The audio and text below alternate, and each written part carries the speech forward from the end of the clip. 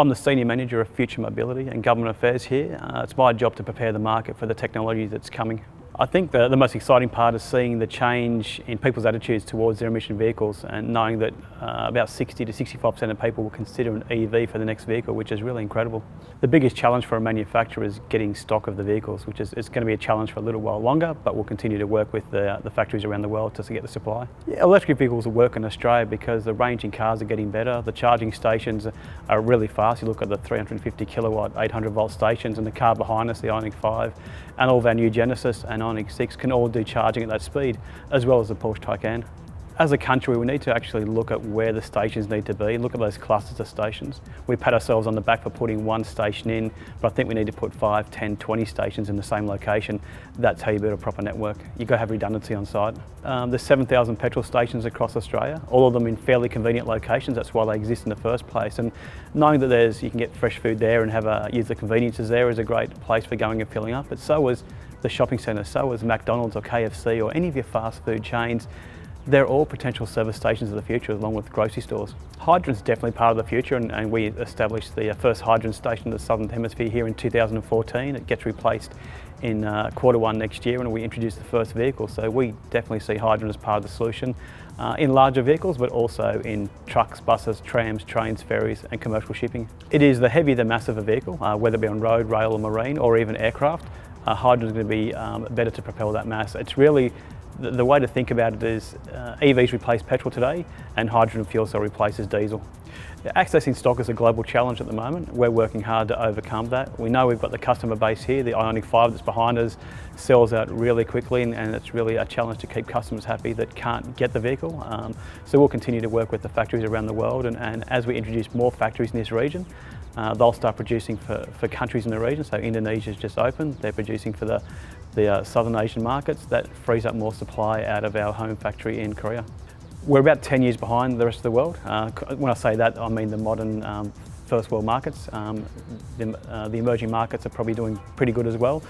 We can do better, but infrastructure is really core to that. We can definitely look at what's happened around the world. If we use the US and Europe for an example, there's been some great programs there, and there's probably been some failures as well. So understanding what has worked and what hasn't worked is going to help us evolve this market a lot faster. I think it's going to be a challenge. I think we've got a fairly diverse range of vehicles here in Australia. 1 in 4 cars sold in Australia is a pickup. We're geographically and environmentally, we're a lot different to Europe especially, and a lot different to US when we look at the way we propel ourselves around the countryside. I think it'll be a lot longer than 5 years, but we're only starting to talk about it seriously now, so no one's expecting us to be there with the best of what's happening in Europe within 5 years. The batteries are changing, the technology is evolving very quickly, and having the current lithium-ion polymer batteries, and we have a battery with the capability to be able to control its charging very well, so we control the lows, the highs, the hots, the colds, and that's why we warrant the batteries far longer than we warrant the cars. As we move forward into solid state batteries and the technology there, Hyundai's invested in some countries, we're going to see another evolution, but that technology is a little way away yet. So we'll continue to work with what we've got and continue the R&D to make that battery technology a lot faster and hold more energy and be able to charge a lot quicker. You know, if we look at the safety technology that's required in cars today, you need to have a lot of active and passive safety technology to meet 5-star ANCAP. So cars are no longer that $20,000 drive away like they were with the i30 and the Corolla and the Cruise and all those other ones. So I think we've moved past that time. When you start to add in larger expensive batteries, the cars are going to be expensive as they are today.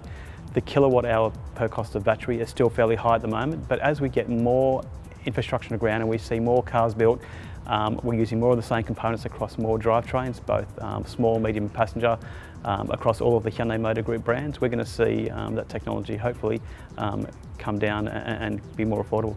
Yeah, I think there's a great value add here. A lot of the components for batteries you spoke about with lithium, iron, cobalt, copper, they're all here in Australia. There's some great mining resources companies, some great technology companies that want to build batteries here. We'll continue to work with our supply chains, and we know that a lot of other manufacturers use the same guys that build our batteries to look at the opportunity here to value add before the material heads overseas. We look at the cars that sit around us in the workshop, the showroom today.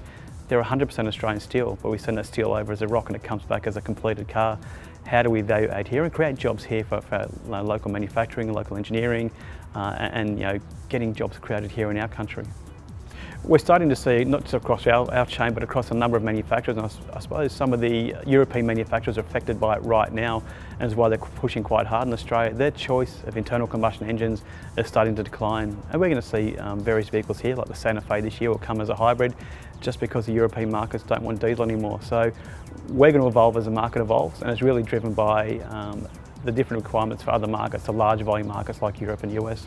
It will be a zero emission only brand. We've got a date on that of 2045, and we'll work towards looking at those goals for 2040 and 2035, if and when they're set by the government, to ensure that we have the right mix of vehicles here to meet those requirements. For Hyundai, the focus is on zero emission, so true zero emission being electric vehicles and hydrogen fuel cells. So we'll continue to evolve our range of vehicles, now our drivetrain offerings, to true zero emission. And we'll work on that across both road, rail, marine and air. So we've got a focus on using our eGMP platform for our passenger vehicles and looking at the dedicated fuel cell platforms for our passenger vehicles, but also our commercial vehicles. It has been underestimated. We look at the opportunity here in Australia. We import 92% of our fuel, so we're the country that's most at risk from a fuel security perspective. We're a net exporter of energy. We don't rely on energy imported into Australia to run our grids, but for our transport networks, we're completely dependent on overseas countries and supply chains to get the fuel here. So we've got countries lined up for Australia's hydrogen, so Korea, Japan, India, Malaysia, right throughout this region, but also Germany. Why aren't we looking at our own transport networks first? Why aren't we fortifying our own transport fleets and networks with our own energy? It's a greater challenge, there's no doubt about that. We're building a new hydrogen station here in our building that'll be commissioned in Q1. So we work very hard with the regulators, with our partners, both government and industry and financiers, to ensure that the infrastructure that goes in is the very best infrastructure.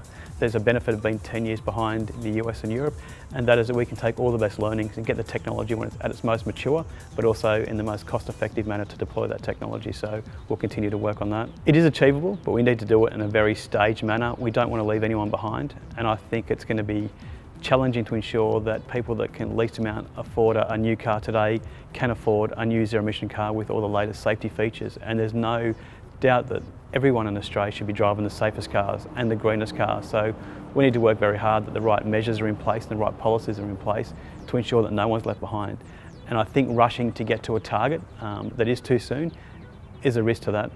Yeah, I think the mix of vehicles is going to change considerably. You're starting to see now, just especially being down in the ACT and spending a lot of time there engaging with our leaders, the uptake of EVs, especially Tesla down in ACT, is very, very high.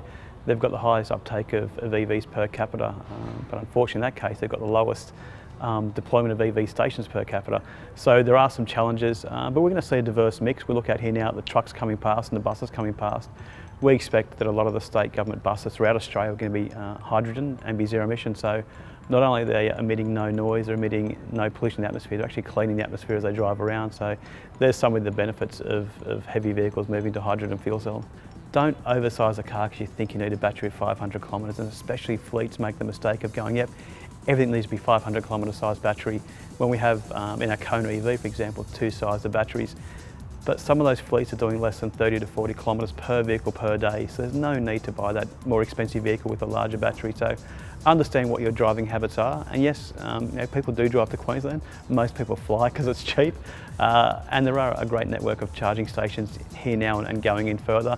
Just really understand what needs what technology is suited for your everyday needs today, and don't overcapitalise.